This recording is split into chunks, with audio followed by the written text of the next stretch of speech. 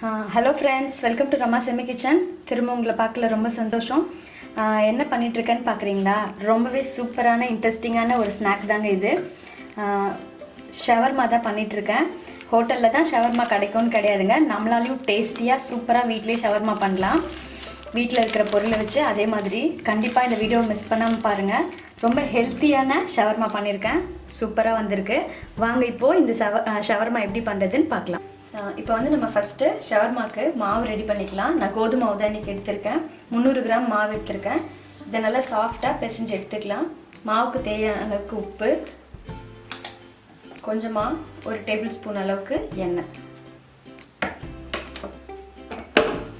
முதல்ல இது ரெண்டுத்தையும் நல்லா மிக்ஸ் பண்ணிவிட்டு தேவையான அளவுக்கு தண்ணி சேர்த்து ஒரு சாஃப்டான மாவை பிசைஞ்சிக்கலாம். மாவு நல்லா சாஃப்டாக பிசைஞ்சாச்சு. இதை மூடி போட்டு வச்சுக்கலாம். இது ஒரு நல்லா ஊறிட்டு இருக்கட்டும். அதுக்குள்ளே நம்ம வந்து பன்னீரை மேக்னேட் பண்ணி வச்சிடலாம். நான் பன்னீரை இந்த மாதிரி கட் பண்ணி வச்சுருக்கேன். இது 200 கிராம் பன்னீரை கட் பண்ணி வச்சுருக்கேன். இப்போ இதுக்கு மசாலா ஒரு பேஸ்ட் மாதிரி ரெடி பண்ணிக்கலாம். ஒரு டீஸ்பூன் மஞ்சத்தூள், ஒரு டீஸ்பூன் கரம் மசாலா. நம்ம எவ்வளோ பன்னீர் எடுக்கிறோமோ அதுக்கு தகுந்த மாதிரி மசாலா தேவையான அளவு போட்டுக்கோங்க. ஒரு டீஸ்பூன் மிளகுத்தூள், இது வந்து வெள்ளை மிளகுத்தூள் ஒரு டீஸ்பூன்,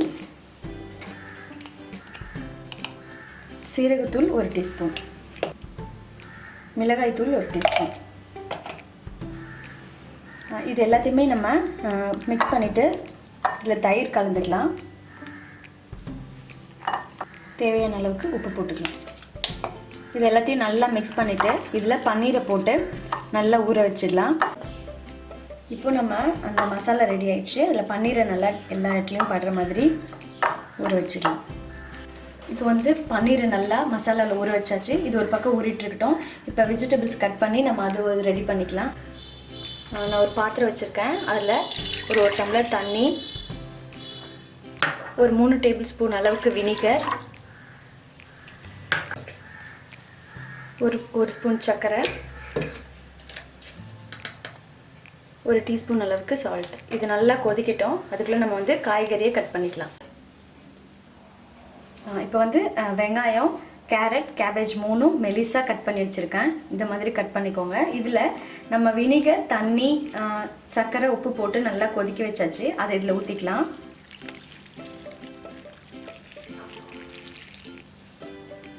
இது வந்து நல்லா ஊறிட்டு ஒரு பக்கம் நல்லா ஆறட்டும்.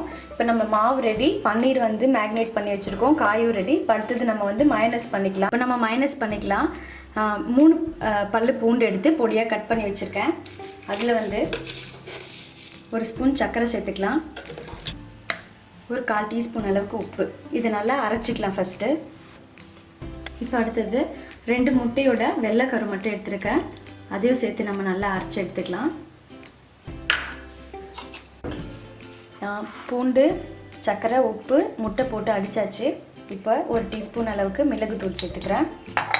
இப்போ வந்து இந்த மைனஸ் இப்போ நான் 2 முட்டை போடுற அளவுக்கு 200 எண்ணெய் தேவைப்படும். இது வந்து ரீஃபைண்ட் ஆயில் எடுத்துக்கோங்க. கடலெண்ணெயோ நல்லெண்ணெயோ சேர்க்கக்கூடாது. கொஞ்சம் கொஞ்சமாக எண்ணெய் சேர்த்து தான் நம்ம அரைக்கணும். இப்போ 3 ஸ்பூன் எண்ணெய் சேர்த்துருக்கேன். ஃபஸ்ட்டு இதை நம்ம அரைச்சி எடுத்துக்கலாம் நல்லா. இப்போ செகண்ட் டைம் எண்ணெய் சேர்த்துக்கலாம். 3 ஸ்பூன் அளவுக்கு சேர்த்துருக்கேன். இப்போ திருப்பி இதை நல்லா அரைச்சிக்கலாம். பாருங்கள், 2 வாட்டி நம்ம எண்ணெய் ஊற்றி நல்லா அடித்தாச்சு. ஓரளவுக்கு திக்காகிடுது. இப்போ நம்ம 3ஆவது வாட்டி எண்ணெய் ஊற்றிக்கலாம். ஒரே வாட்டியாக எண்ணெய் ஊற்றி அடிக்கக்கூடாது.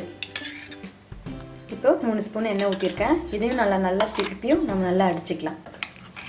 பாருங்கள், சூப்பராக நம்ம கார்லிக் மயனஸ் ரெடி ஆயிடுச்சு. இப்போ நம்ம இதை ஒரு பாத்திரத்தில் எடுத்து வச்சுக்கலாம். அடுத்தது நம்ம இப்போது பன்னீரை ஃப்ரை பண்ணி எடுத்துக்கலாம். அடுத்தது இப்போ நம்ம பன்னீரை ஃப்ரை பண்ணி எடுத்துக்கலாம். நல்லா ஊறியாச்சு. பேனில் ஒரு 3 டேபிள் ஸ்பூன் அளவுக்கு எண்ணெய் ஊற்றிருக்கேன். இப்போ நம்ம இது ஒன்று எடுத்து போட்டு ஃப்ரை பண்ணிக்கலாம். இப்போ வந்து பன்னீர் போட்டாச்சு. இது ஒரு 2-3 நிமிஷம் ஒரு பக்கம் கோல்டன் ப்ரௌன் ஆனதுக்கப்புறம் இன்னொரு பக்கம் திருப்பிக்கலாம். 2 பக்கமும் நல்லா திருப்பி போட்டாச்சு. இந்த மாதிரி நல்ல கோல்டன் ப்ரௌன் ஆனதுக்கப்புறமா இதை நம்ம எடுத்துக்கலாம்.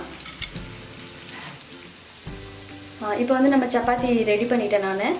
இது வந்து ரொம்ப நைஸாக பண்ணக்கூடாது. கொஞ்சம் மொத்தமாக இது மாதிரி பண்ணிக்கோங்க. ஒரு பக்கம் வெந்ததுக்கப்புறம் இன்னொரு பக்கம் திருப்பி போட்டுக்கலாம்.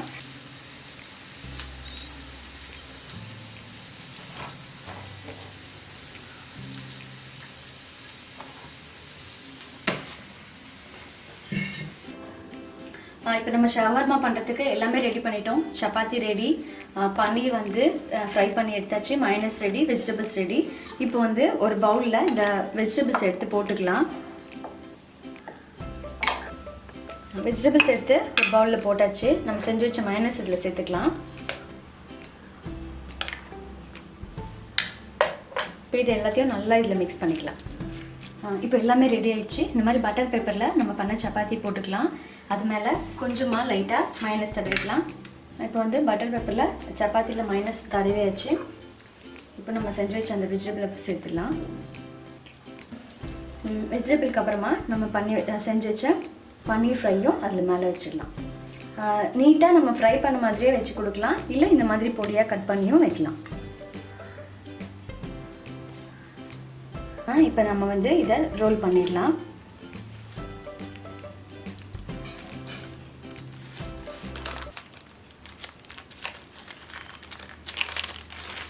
ஒரு பக்கம் நல்லா மடிச்சு விட்டுட்டிங்கன்னா இப்போது சாப்பிட்றதுக்கு கரெக்டாக இருக்கும். நம்ம பன்னீர் ஷவர்மா ரெடி ஆயிடுச்சு.